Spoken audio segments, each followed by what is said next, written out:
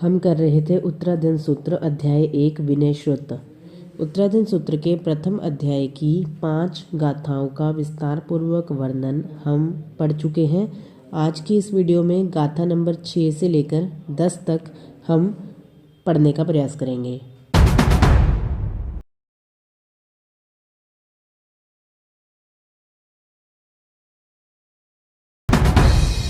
Sixth number गाथा अध्याय 1 की।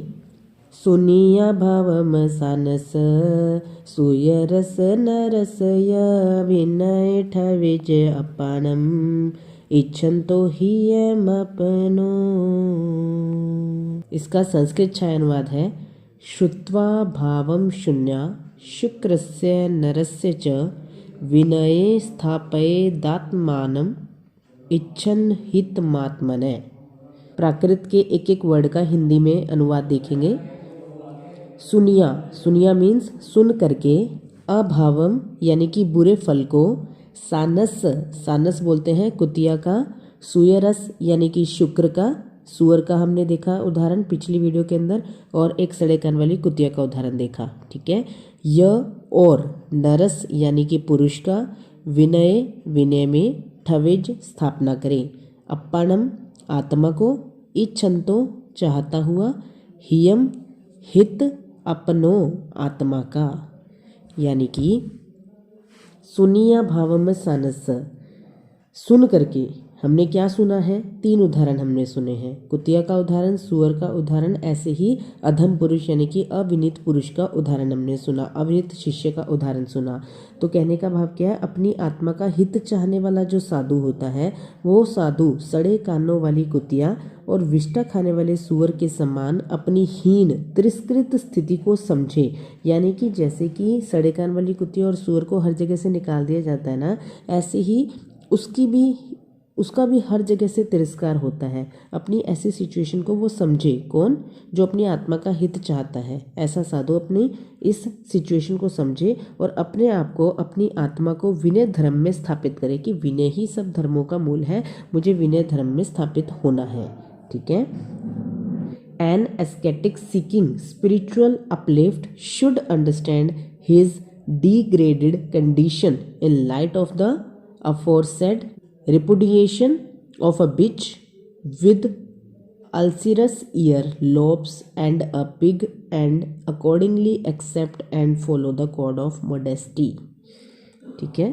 तो ये हमारी 6th गाथा में पिछली 2 गाथाओं का रेफरेंस देकर के बताया गया है कि सड़े कान वाली कुतिया और सुअर और विष्ठा खाने वाला सुअर और अविनीत पुरुष जैसे उनकी तिरस्कृत स्थिति बन जाती है, ऐसे ही कहीं मेरी स्थिति ना बन जाए, ऐसा सोच करके वो क्या करें, अविनय को छोड़ करके विनय धर्म में स्थापित हो जाए, विनय को अंगीकार करे। 7 नंबर गाथा। तमह विनय में सिजा सीलम पड़ी लभे जाओ बुद्ध पुतनिया गठी नानिक सिजई कन हुई। तस्माद् विनय मेशयेत शीलम प्रति लभेत यतः बुद्ध पुत्रो नियगार्थी न निष्कास्यते कुतश्चित्। ठीक है। वर्ड टू वर्ड मीनिंग है तमहा, तमहा मीन्स इसलिए, विनयम विनय को, ए सीजा करे, जो मीन्स जिससे, सीलम आचार को, पड़ी लभे जो यानी कि प्राप्त करे, नियागठी नियाग यानी मोक्ष को चाहने वाला, बुद्ध पुत्र आचार्य का पुत्र, कन हुई किसी स्थान से भी न नहीं निक सिजई निकाला जाता। यानी कि जो शील सदाचार की प्राप्ति के लिए विनय का पालन करना चाहिए, वो क्या बोल रहे हैं, सदाचार की प्राप्ति के लिए, शील की प्राप्ति के लिए हमें सबसे पहले विनय का पालन करना होगा, विनय धर्म को अंगीकार करना होगा। क्योंकि बुद्धिमान गुरु के प्रिय पुत्र के समान प्रिय शिष्य बुद्ध पुत्र को उसकी विनयशीलता के कारण कहीं से भी नहीं निकाला जाता। जैसे जो गुरु का शिष्य होता है वो गुरु के पुत्र के समान है, वो बता रहे हैं। तो अगर हमें ऐसा बनना है कि हमें कोई भी कहीं से भी ना निकाले, सब जगह हमारा मान सम्मान हो, तो हमें विनय का पालन करना चाहिए। विनय का पालन करने से वो गुरु का पुत्र, वो प्रिय शिष्य कहीं से भी नहीं निकाला जाता। क्यों? अपनी विनयशीलता के कारण से वो कहीं से भी नहीं निकाला जाता और वह कहीं से भी तिरस्कृत नहीं होता है। अगर हम विनय को धारण करेंगे तो हमें हमारा कोई अपमान नहीं करेगा, कोई हमें इग्नोर नहीं करेगा, कोई नेग्लेक्ट नहीं करेगा, सब हमारी प्रेज करेंगे, हमें मान सम्मान देंगे।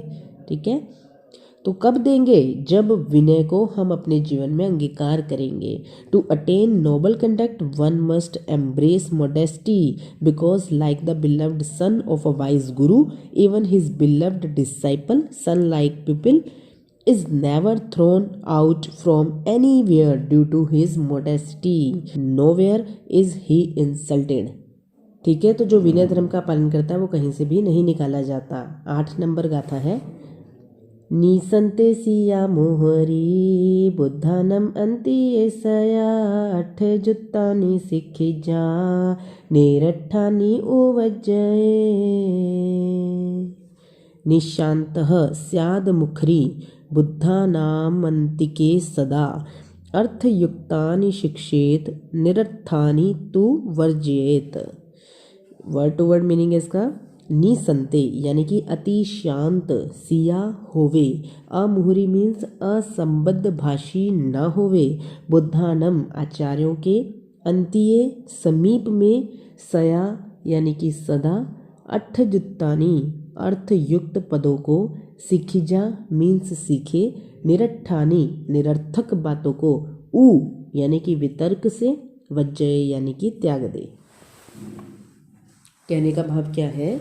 शिष्य गुरु चरणों में सदा शांत भाव से रहे, निसंते अति शांत भाव से रहे, अल्पभाषी बने, अमोहरी मीन्स असंबद्ध भाषी ना हो यानी कि बेफिजूल बोलने वाला ना हो, अल्पभाषी बने, अर्थयुक्त मोक्ष के उपाय रूप वचनों को सीखे कि कैसे मुझे मोक्ष मिल सकता है, मोक्ष को प्राप्त करने के क्या क्या उपाय हैं, ऐसे वचनों को वो सीखे। और जो निरर्थक वचन है, जो फिजूल की बातें हैं, उनको लोकोत्तर अर्थरहित पदों को छोड़ दे। निरर्थक वचनों को क्या करे? वो छोड़ दे। यानी कि a disciple should always remain calm at the feet of his गुरु।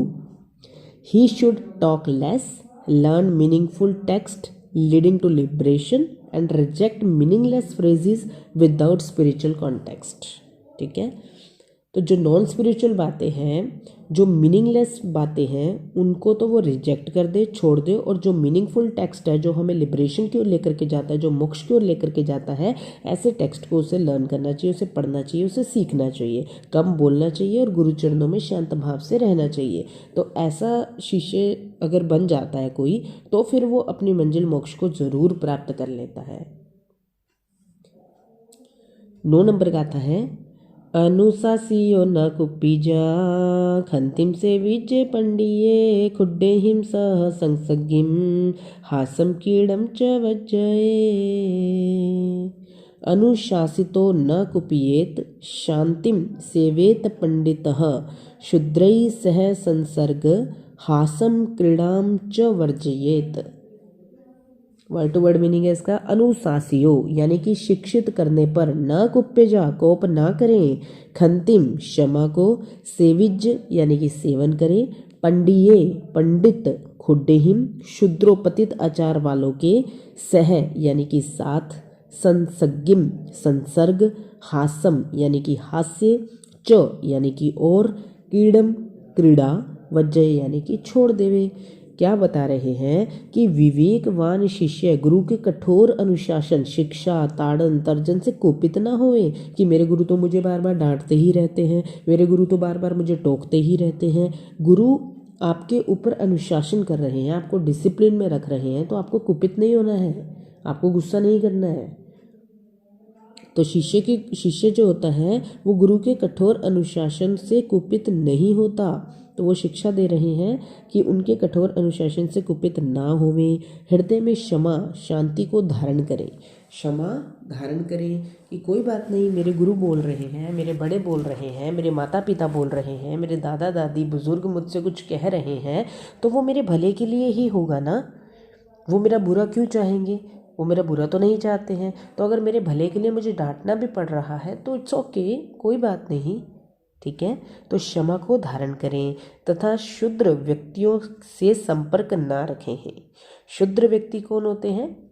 शूद्र मीन्स केवल जाति से शूद्र की बात नहीं हो रही है यहाँ पर कि कोई जाति से शूद्र है तो उनसे संपर्क ना रखें। शूद्र प्रवृत्ति के जो लोग होते हैं वो गलत विचारों वाले लोग होते हैं, वो हमेशा आपको गलत मार्ग पर ले जाने वाले लोग होते हैं। वो हमेशा आपको आपके बड़ों की इंसल्ट करने के लिए बोलेंगे, उनसे झूठ बोलने के लिए बोलेंगे, बेफिजूल पैसा खर्च करने के लिए बोलेंगे। तो इस प्रकार के शूद्र जो व्यक्ति होते हैं वो आपको धर्म से हटाकर अधर्म में लगाएंगे, ठीक है। तो ऐसे शूद्र व्यक्तियों के साथ संपर्क नहीं रखना चाहिए। संपर्क तो छोड़ो, उनके साथ हंसी मजाक तथा किसी प्रकार की क्रीड़ा भी नहीं करनी चाहिए। उनके साथ खेलना कूदना, उनके साथ बाहर जाना, हंसी मजाक करना, ये भी नहीं करना चाहिए। ये संदेश केवल साधु के लिए नहीं, एक गृहस्थी के लिए भी है कि वो अपने बच्चों को ऐसे संगत में ना पढ़ने दें जो गलत हो, जो उन्हें अधर्म के रास्ते पर लेकर जाए, गलत मार्ग पर लेकर जाए, जो कुव्यसनों के अंदर उसको फंसाए। तो ऐसे व्यक्तियों के साथ अपने बच्चों को ना बिठाएं। और बच्चों को भी चाहिए कि वो अपनी कंपनी, अपनी संगत सोच समझ करके ही चूज़ करें कि ऐसे व्यक्तियों के साथ नहीं रहना, गलत व्यक्तियों के साथ नहीं रहना, इवन उनके साथ हंसी मजाक भी नहीं करना, किसी प्रकार का खेल कूद में भी उनके साथ हिस्सा नहीं लेना, ठीक है। तो जो विनयवान होगा वो कभी भी ऐसे लोगों के संपर्क में नहीं रहेगा, वो उनसे कनेक्टेड नहीं रहेगा, उनसे रिलेशन नहीं बनाएगा। जो अच्छे संस्कारी घर के बच्चे हैं वो ऐसा कभी भी नहीं करेंगे। अ डिस्क्रिनिंग disciple should not get annoyed by strict discipline imposed by the guru. Instructions and rebuke should instead have forgiving attitude, forbearance.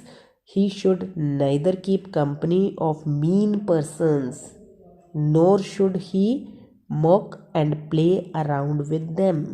ना उनके साथ खेले, ना उनके साथ हंसी मजाक करे। किनके साथ? जो मीन पर्सन्स हैं, जो स्वार्थी हैं, जो केवल अपना हित चाहते हैं, आपका अहित चाहते हैं, ऐसे व्यक्तियों की कंपनी नहीं करनी है, ठीक है। 10 नंबर गाथा है। माय चंडालीयम काशी बहुयम माय आलवे काले न य अहिजिता ताओ झाए जय गो। इसका संस्कृत में छायानुवाद है।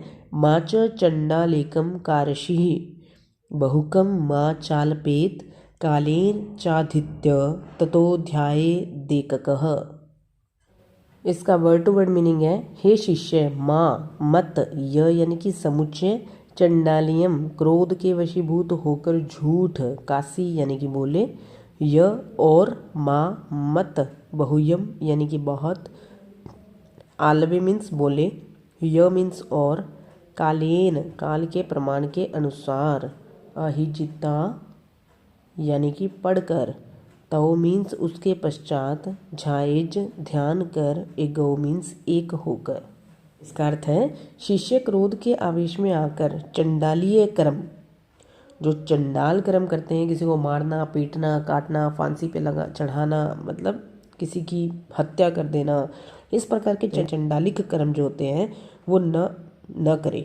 शिष्य क्रोध के आवेश में आकर चंडालिम कर्म न करे, ना असत्य बोले और ना क्रूरतापूर्ण व्यवहार करे, अधिक ना बोले, अध्ययन काल में अध्ययन ही करे और बाकी समय एकांत में रह करके ध्यान करे। तो इसमें बताया है कि शिष्य को क्या क्या करना चाहिए, ठीक है। क्रोध नहीं करना। पहली बात तो अगर क्रोध आता है तो क्रोध के आवेश में आकर के कोई भी ऐसा चंडालियम कर्म नहीं करना, नीच कर्म नहीं करना, कोई ऐसा कर्म नहीं करना है जिससे दूसरे को हानि हो, जिससे दूसरे को कष्ट पहुँचे, इवन स्वयं को भी कष्ट पहुँचे। ऐसा कोई कर्म क्रोध में आकर के नहीं करना चाहिए। जो विनीत शिष्य होता है वो तो नहीं करता है। न असत्य बोले और झूठ भी नहीं बोलना चाहिए। अपने गुरु के सामने, माता पिता के सामने जो बात हुई है, जैसी हुई है, सच सच बताएं, ठीक है। कोई गलती होगी तो गुरु से सुधारेंगे, माता पिता से सुधारेंगे। और क्रूरतापूर्ण व्यवहार ना करें। किसी के साथ बहुत ज़्यादा क्रूर व्यवहार ना करें, बहुत ज़्यादा रिजिड, बहुत ज़्यादा रूड व्यवहार ना करें, अधिक न बोलें, अध्ययन काल में अध्ययन ही करना है। जब आप स्कूल जाते हैं तो इधर उधर मस्ती करने की बजाय हमें क्या करना है, स्टडी करना है, तो स्टडी पर ही फोकस करना है। ठीक है, फ्री टाइम में आप कर सकते हैं, लेकिन उसके अलावा मेन फोकस, मेन प्रायोरिटी आपकी क्या होनी चाहिए, स्टडी करना। इसी प्रकार से जो गुरु के समीप शिष्य रहते हैं वो विनयवान शिष्य भी अपना क्या करें, अध्ययन काल है, अभी जो पढ़ाई का टाइम है तो उस टाइम पे स्टडी ही करे, इधर उधर की बातों में ध्यान नहीं लगाए। जो उम्र पढ़ने की है, जो समय पढ़ने का है, उसमें पढ़ाई ही करें, और बाकी समय में क्या करें, एकांत में जा कर के ध्यान करें, खुद के साथ टाइम स्पेंड करें, खुद से बातचीत करें, खुद की बुराइयों पर वर्क करें, अपनी बुराइयों को खोजें और उसे दूर करने का प्रयास करें। पूरे दिन में मैंने किसके साथ क्या अच्छा काम किया, क्या बुरा काम किया, बुरे काम के लिए माफ़ी मांगें, सॉरी बोलें, और नेक्स्ट टाइम से कभी भी कोई गलत काम नहीं करने की शपथ लें। ठीक है, तो एकांत में बैठ करके इस प्रकार ध्यान करना है, स्टडी के टाइम स्टडी करना है, कम बोलना है, अधिक नहीं बोलना, झूठ नहीं बोलना, क्रूरतापूर्ण बिहेवियर किसी के साथ नहीं रखना है, और क्रोध में आकर, आवेश में आकर एग्रेसिवली कोई ऐसा काम नहीं करना जिससे दूसरे को कष्ट पहुंचे। ठीक।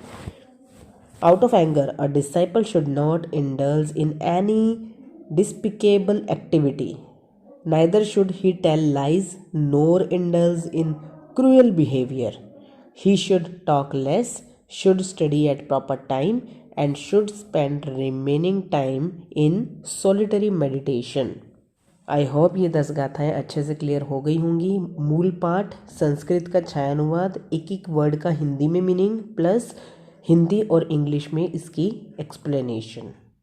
जिन आज्ञा के विरुद्ध कुछ भी कहा हो तो मिच्छामि दुक्कडम, मिच्छामि दुक्कडम, मिच्छामि दुक्कडम।